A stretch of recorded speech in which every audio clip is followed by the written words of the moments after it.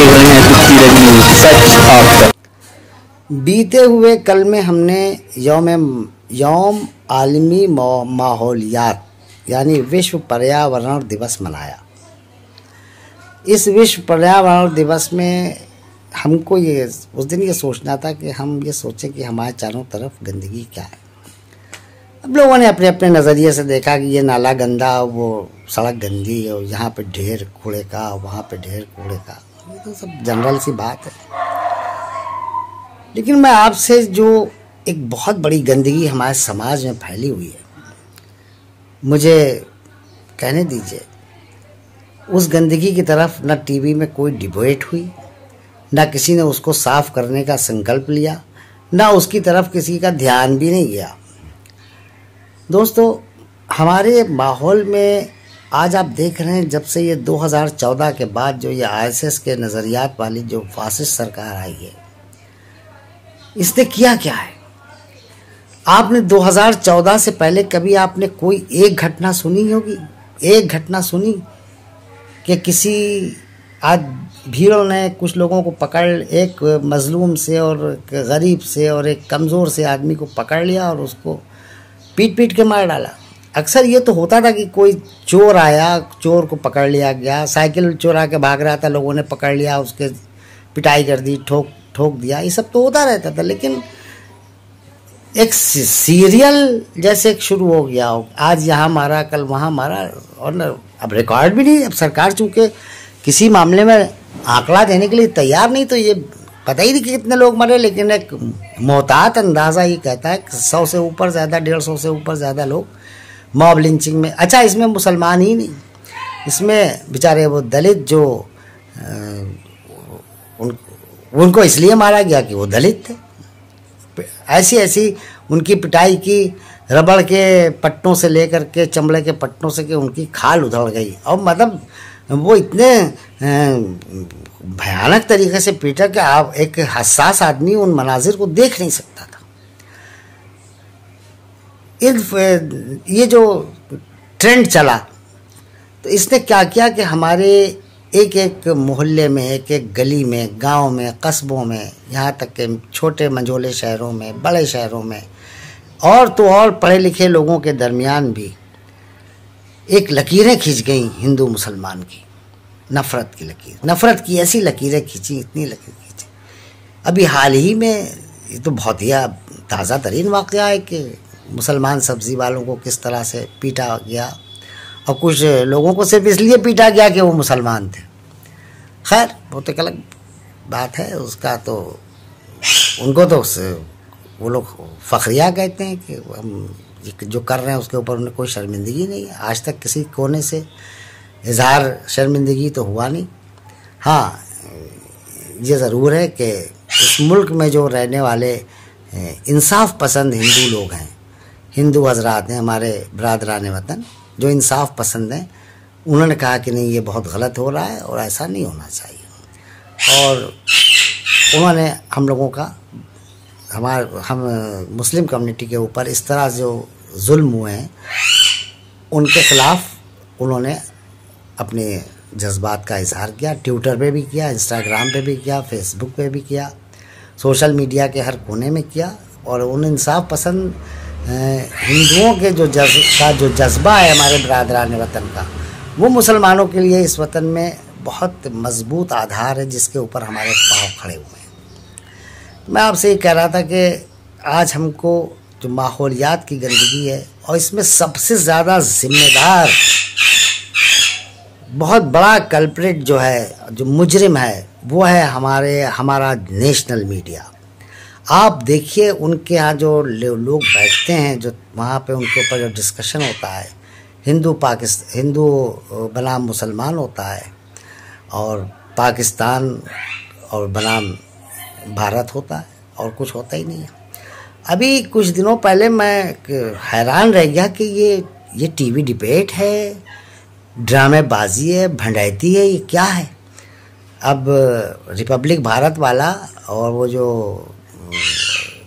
Republic TV वाला anchor है, खूबसूरत सा टाई वाई बना के और जैसे हम लोग आते हैं ओरिजिनल हालत में जैसे हैं वैसे बैठ के आपके सामने आ गया, ऐसा नहीं। वो आने से पहले स्टूडियो में जाता है, चेहरे की उसकी बहुत मरम्मत होती है, फाउंडेशन वाउंडेशन लगा, खूब टाई बढ़िया सी, और अंग्रेज़ी तो वाह क्या कहने, क्या बोलता है। तो वो सच बन के आता है। और उसने क्या किया कि इस एक टीवी डिबेट में उसने क्या किया कि साहब हिंदुस्तान की तरफ से उसने बिठाला एक अपने डिबेट करने वाले मनिंदर सिंह बिट्टा, जिन्हें जिंदा शहीद भी कहा जाता है, क्योंकि वो आतंकी हमलों में कई बार वो बच गए, तो वो जिंदा शहीद हैं। तो और दूसरी तरफ उसने पाकिस्तान के एक इसी तरह के कोई साहब वहाँ थे, उनका नाम इफ्तिखार चौधरी था, उनको बिठा दिया। अच्छा चलो ये यही होता, मगर नहीं साहब, जिंदा शहीद साहब के हाथ में, ये मनिंदर सिंह बिट्टा के हाथ में एक खिलौना त्रिशूल था, और पाकिस्तान वाले चौधरी इफ्तिखार उद्दीन के हाथ में एक खिलौना मिसाइल था। जैसे बच्चे नहीं खेलते हैं, तो अब ये लोग मिसाइल लेकर के बैठ गए। अब अर्नब गोस्वामी शुरू हुए, जब शुरू हुए और बीच में उन्होंने मसाला लगाया, और ये सब स्पॉन्सर्ड था ये, वरना कोई डिबेट करने वाला आप उम्मीद कर सकते हैं कि वो डिबेट करने जा रहा है तो अपने साथ खिलौना त्रिशूल लेके जाएगा। आप ये तवक्को कर सकते हैं कि वो चौधरी इफ्तिखार जब डिबेट करने के लिए बैठा होगा तो वो पहले ही से खिलौना मिसाइल का मॉडल लेके आया हो। नहीं मेरे भैया, ये सब प्रायोजित ड्रामा होता है, और ड्रामा किया गया। जैसे नवाबीन अपने ज़माने में भांड वांड नहीं, उनकी तफरीह के लिए, क्योंकि इंटरटेनमेंट के कोई साधन वाधन तो थे नहीं, तो ये भांड वांड बुलाया करते थे। ये भांड बन गए ये लोग, और ये भांडों का ये सरदार बन गया अर्नब गोस्वामी। अब साहब क्या हुआ कि अब वो एक दूसरे को त्रिशूल दिखा रहा है, ये मनिंदर सिंह बिट्टा और इफ्तिखार चौधरी मिसाइल दिखा रहा है, और ये कर दूंगा वो कर दूंगा।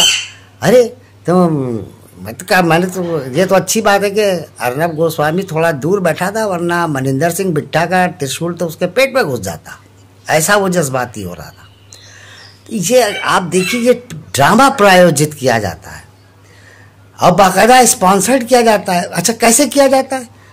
बस इन लोगों को 150-200 अमेरिकन डॉलर आप दे दीजिए और बताइए आपको ये बोलना है, ये बोलना है, ये एक्टिंग करनी है, ये आपके साथ मन माफिक काम करने के लिए तैयार हो जाएंगे। मैं तो इस बात पे भी अब सोचता हूँ कि हो सकता है कि कुछ दिनों के बाद ये कुछ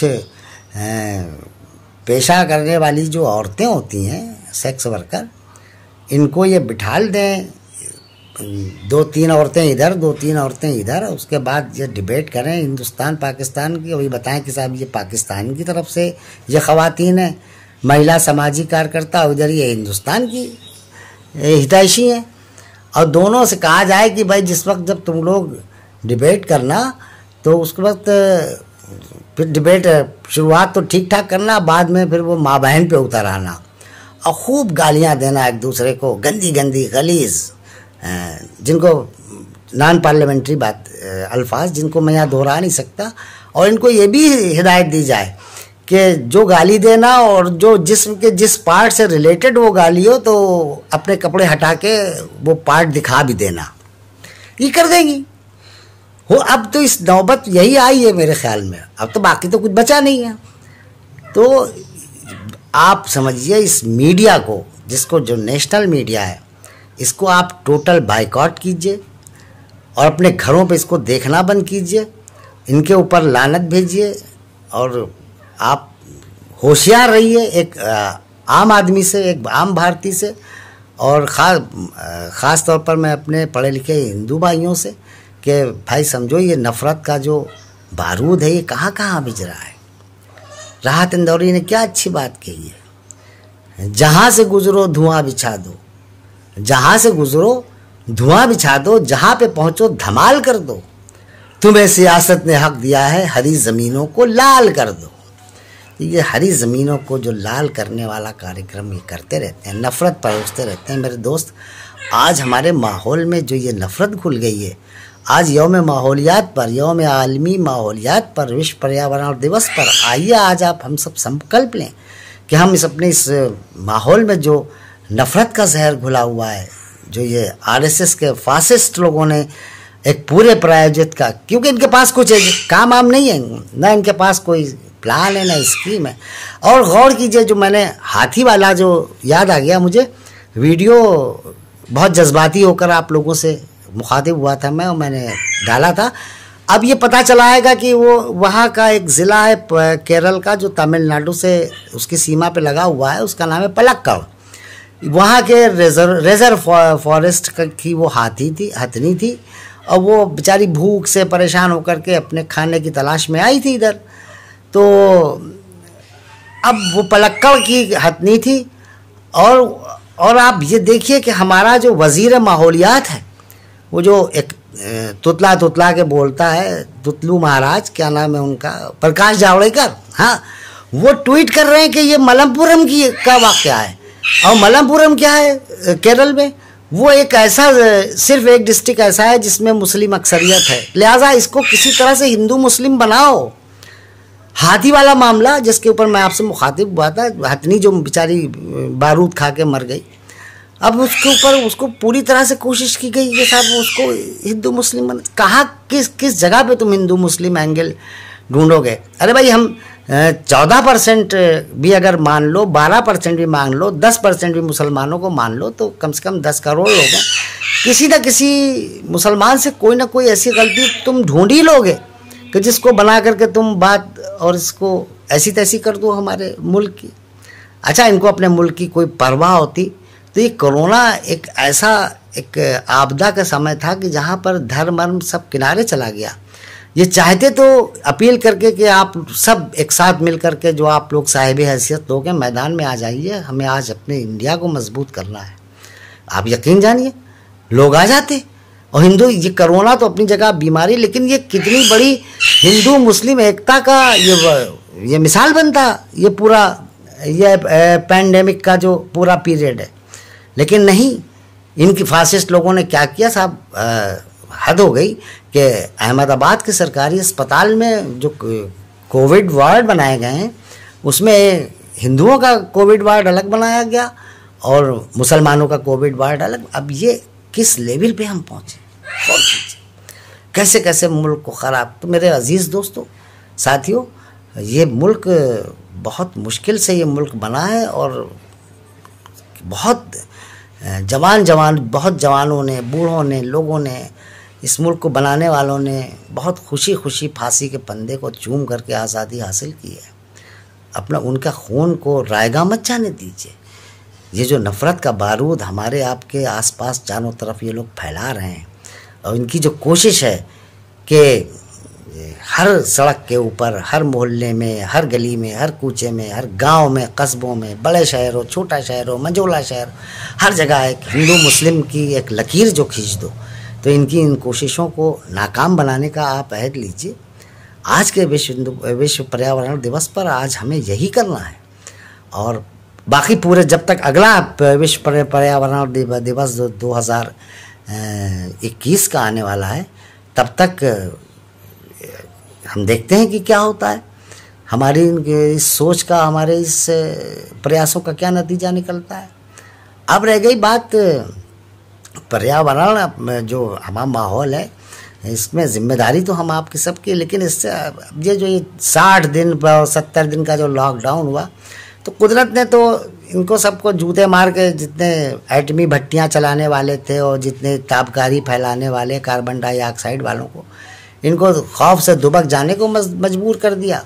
और देखिए, जो काम किसी से नहीं हो पाया, आज गंगा बहुत साफ़ हो गई ये 60 दिन के लॉकडाउन से। आज हमारी फ़िज़ा बहुत अच्छी हो गई है, हवा बहुत अच्छी हो गई है, सांस लेने में कोई आपको प्रॉब्लम नहीं आ रही। कुदरत ने जूते मार मार के इनको घर के अंदर घुसेड़ दिया। जितनी भी जो कार्बन डाइऑक्साइड वाले केमिकल के कारखाने थे, ये थे वो थे। ओजोन परत के बारे में बहुत अच्छी रिपोर्ट आई है कि साहब वो तो उसको तो एक बहुत अच्छा ट्रीटमेंट मिला। तो मेरे दोस्त, कुदरत तो अपना काम करती है, वो इंतज़ाम वो अपना काम ले लेगी। जब चाहेगी तुमको फिर एक वायरस छोड़ेगी और तुम साल भर तक घर से नहीं निकल पाओगे, अगर वो चाहेगी तो इसलिए कुदरत अपना काम कर रही है। हम लोग बस कोशिश ये करें कि हम अपने माहौल को ज़्यादा से ज़्यादा नफ़रत से पाक करें। हिंदू मुस्लिम की जो एक भावनाएं हैं वो आ गई हैं, जो बारूद बिछ गया है हमारे चारों तरफ एक एक गली कूचे में, इसको साफ़ करें। विश्व पर्यावरण दिवस पर और आलमी यौम माहौलियात पर, वर्ल्ड एनवायरनमेंट डे पर आज हम सबको ये अहद बहरहाल करना है।